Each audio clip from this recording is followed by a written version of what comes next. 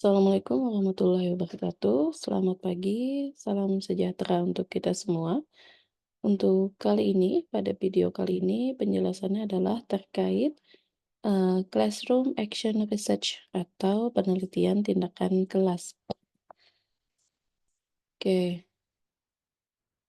eh, tadi ya classroom action research atau penelitian tindakan kelas yang lebih familiarnya disebut dengan singkatannya itu PTK. Di mana PTK ini adalah sebuah penelitian yang dilakukan secara sistematis untuk meningkatkan praktek pendidikan melalui guru ataupun pendidik pada pelaksanaan pembelajaran yang dilakukannya sendiri sebagai bentuk refleksi terhadap kegiatan pembelajaran yang telah dilakukan selama ini. Karakteristik dari PTK itu sendiri ada beberapa, di antaranya adalah, dilakukan dalam setting kelas dan berlaku untuk kelas yang bersangkutan. Jadi tidak bisa digeneralisasikan untuk kelas yang lain. Kemudian ada permasalahan yang dialami oleh sebagian besar siswa. Jadi kalau permasalahannya hanya dialami oleh sebagian kecil saja, maka tidak bisa dilakukan. Kemudian yang ketiga adalah, bertujuan untuk memecahkan masalah dalam kelas tersebut dan untuk meningkatkan kualitas pembelajaran. Jadi ciri khas utama dari PTK adalah dia itu, eee, khusus memang untuk meningkatkan kualitas pembelajaran. Kemudian yang keempat, biasanya dilakukan oleh seorang peneliti atau berkolaborasi dengan pihak lain, misalnya seperti seorang calon guru. Dan yang kelima adalah dianggap berhasil penelitiannya apabila masalah tersebut terpecahkan. Kemudian untuk prosedurnya PTK biasanya ini dilakukan adalah RA-VL-RM, yaitu refleksi awal, pengenalan lapangan, kemudian dilakukanlah atau dirumuskanlah besar masalahnya. Kemudian dilanjutkan dengan PT, TI, T1, O1, dan R1, di mana PT itu adalah perencanaan tindakan, T itu tindakan, tindakan yang pertama, kemudian dilakukan observasi yang pertama, kemudian dilakukan refleksi. Kemudian baru, nah di mana siklusnya ini berulang. Bisa jadi dilakukan hingga, tindakan kedua, observasi kedua, refleksi kedua, begitu terus hingga nanti, tujuannya tercapai. Nah, jadi seperti ini, dia seperti, sebuah kegiatan yang melingkar karena tadi, dia harus dilakukan secara berulang dengan kata kuncinya adalah jika belum tercapai tujuannya. Mulai dari perencanaan, pelaksanaan, observasi, refleksi. Belum berhasil, perencanaan lagi, pelaksanaan, observasi, refleksi. Masih tetap belum berhasil, maka lanjut. Oke. Nah, kemudian di PTK itu sendiri, mmm, peneliti memiliki peran, yaitu yang pertama, eee, untuk mengidentifikasi masalah yang dialami siswa dan penyebab munculnya masalah, serta indikator dari masalah tersebut. Kemudian yang kedua, teknik yang digunakan. Ada tes, pengamatan atau observasi, wawancara juga bisa, kemudian angket, serta analisis dokumen. Kemudian yang ketiga, peran peneliti adalah berdasarkan informasi tentang masalah dan penyebabnya, peneliti merencanakan tindakan yang akan diambil. Nah, kemudian siklus pada PTK, di mana tadi seperti yang sudah saya sampaikan, untuk memecahkan masalah yang terjadi di dalam kelas, peneliti itu bisa jadi memerlukan lebih dari satu siklus, tergantung kadar masalahnya. Di mana tadi setiap siklus terdiri dari 4 langkah. Yang pertama adalah planning, perencanaan, yang kedua acting atau pelaksanaan, kemudian observing, observasi, dan yang terakhir reflecting, refleksi. Si guru ini merefleksikan bagaimana tadi kegiatan pembelajaran yang sudah dilaksanakan, apakah sudah mencapai tujuan atau belum. Kemudian kalau sifat PTK adalah yang pertama situasional atau tergantung situasi, kemudian yang kedua siklikal, kemudian yang ketiga individual atau kolaboratif, yang keempat kualitatif, dan yang kelima reflektif. Kemudian prinsip PTK.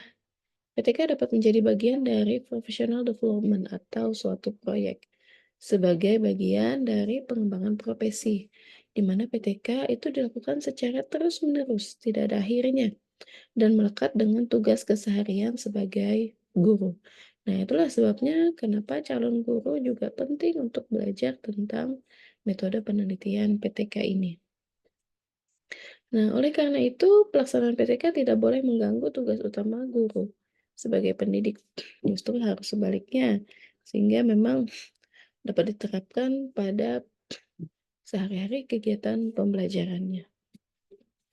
Nah, kemudian kita berikutnya akan membahas mengenai contoh proposal PTK. Biasanya apa sih yang ada disajikan pada proposal PTK? Salah satunya adalah ini. Biasanya ada pendahuluan dulu, latar belakangnya, rumusan masalahnya, tujuan penelitiannya, dan manfaat penelitian. Baru kemudian ada kajian teori untuk membahas kajian teori yang relevan terkait penelitian atau topik penelitian yang diangkat. Kemudian ada metodologi penelitian, di mana nanti pada bagian ini itu membahas mengenai setting penelitian, subjek penelitian, metode penelitian, prosedur penelitian, teknik pengumpulan data, serta teknik analisis data. Kemudian kita bahas mulai dari yang pertama, judul penelitian. Biasanya pada judul penelitian PTK itu berisi unsur-unsur berupa masalah, solusi, metode, setting, dan tahun pelaksanaan penelitian. Ini biasanya secara umum ya, tapi juga tidak baku harus seperti itu. Contohnya di sini ada format judul. Misalnya nih, penggunaan variabel X untuk meningkatkan variabel Y. Contoh, misal ketika seseorang ingin melakukan penelitian tentang penggunaan model inquiry terhadap hasil belajar, bisa judulnya yaitu penggunaan model inquiry untuk meningkatkan hasil belajar siswa di SDN 1 Palangkaraya. Misal. Nah, ini contoh lain dari judul PTK. Yang pertama adalah penggunaan media gambar untuk meningkatkan penguasaan kosakata siswa kelas 1 SMPN 2 Surakarta. Kemudian setelah judul biasanya ada latar belakang masalah. Latar belakang masalah biasanya berisi yang pertama adalah kondisi yang diidealkan. Jadi kita menceritakan terlebih dahulu kegiatan pembelajaran itu harusnya seperti apa. Misal tadi terkait pembelajaran di IPA, misal. IPA itu siogianya pembelajarannya seperti apa? Apa sih yang harus dikuasai oleh siswa? Kemudian setelah itu kita membahas masalah yang dihadapi, khususnya di tempat penelitian. Kemudian juga kemungkinan penyebab munculnya masalah tersebut, baru nanti masuk kepada bagian solusi yang ditawarkan oleh si peneliti. Nah, apakah urutan harus seperti ini? Tidak. Tidak mesti harus seperti ini urutannya, bisa juga dirubah. Masalahnya dulu, kemudian penyebabnya, kemudian kita uraikan kondisi yang ideal, bagaimana, baru solusi yang ditawarkan. Tergantung nanti penyajian masing-masing penulis di latar belakangnya. Tapi secara umum, 4 poin ini yang harus dipaparkan pada bagian latar belakang masalah. Oke, ini latar belakang masalahnya 4 elemen tadi, yang mana harus ditulis secara naratif, kemudian Beberapa critical incident juga perlu dimasukkan, terutama pada unsur masalah dan penyebab timbulnya masalah. Demikian juga buktinya. Misal tadi kita menyampaikan bahwa hasil belajarnya selama ini rendah loh. Buktinya apa? Buktinya bisa berupa nilai siswa pada tahun akademik sebelumnya. Jadi tidak bisa hanya sekedar naratif penjelasan saja, tapi juga harus ada bukti empirisnya supaya tidak dianggap sebagai asumsi si peneliti saja. Nah, ini adalah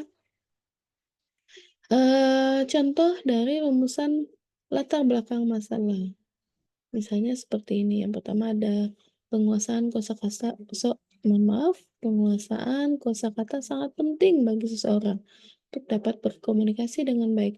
Nah, oleh karena itu, siswa sekolah menengah dituntut untuk memiliki penguasaan kosakata yang baik. Tahu, kemudian yang kedua, realitas menunjukkan bahwa penguasaan kosakata sebagian besar siswa kelas 1 SMPN 2 Surakarta sangat rendah. Hal itu tercermin dari nilai rata-rata tes diagnostik yang sangat rendah, yakni 4,5. Ini juga contoh rumusan latar belakang masalah yang lain, di mana di sini dia memaparkan terkait masalahnya apa. Dan akan lebih baik tadi jika ditambahkan dengan bukti empiris yang terjadi di sekolah tempat penelitian. Kemudian, di latar belakang atau di bagian pendahuluan juga terdapat bagian rumusan masalah. Nah, ini juga ada beberapa contoh terkait bagaimana kita menyajikan sebuah rumusan masalah. Di sini ada 3 contoh. Misalnya yang kedua, di sana, apakah penggunaan media gambar dapat meningkatkan motivasi belajar siswa? Jadi dia rumusan masalah di sini dalam bentuk pertanyaan ya, bukan pernyataan. Kemudian tujuan, biasanya ada tujuan umum dan tujuan khusus, tapi juga boleh satu saja tujuannya. Di mana nanti di sini tujuan penelitiannya diekspresikan dalam bentuk kalimat deklaratif. Ini adalah rumusan tujuan umum PTK. Misalnya, secara umum penelitian ini bertujuan untuk meningkatkan penguasaan kosakata bahasa Inggris siswa kelas 1 SMPN 2 Surakarta. Jadi karena tadi kembali lagi ke karakteristik awal PTK, yaitu PTK itu dia bertujuan untuk meningkatkan kualitas pembelajaran.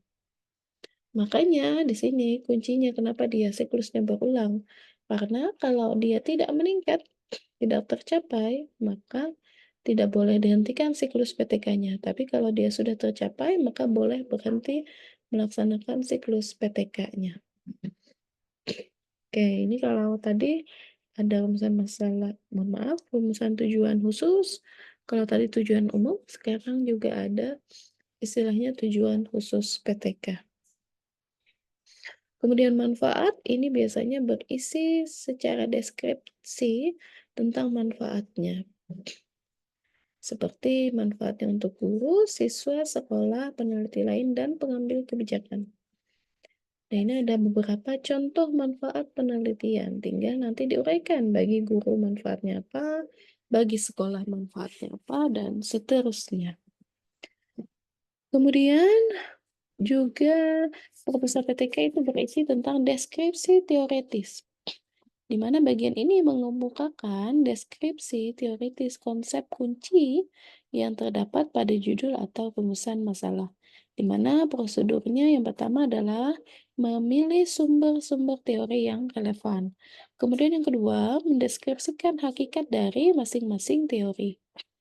Lalu yang ketiga, melakukan analisis kritis terhadap masing-masing teori.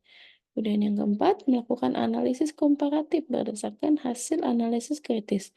Dan yang kelima, mengembangkan konstruk, memilih salah satu teori atau membuat sintesis dari berbagai teori.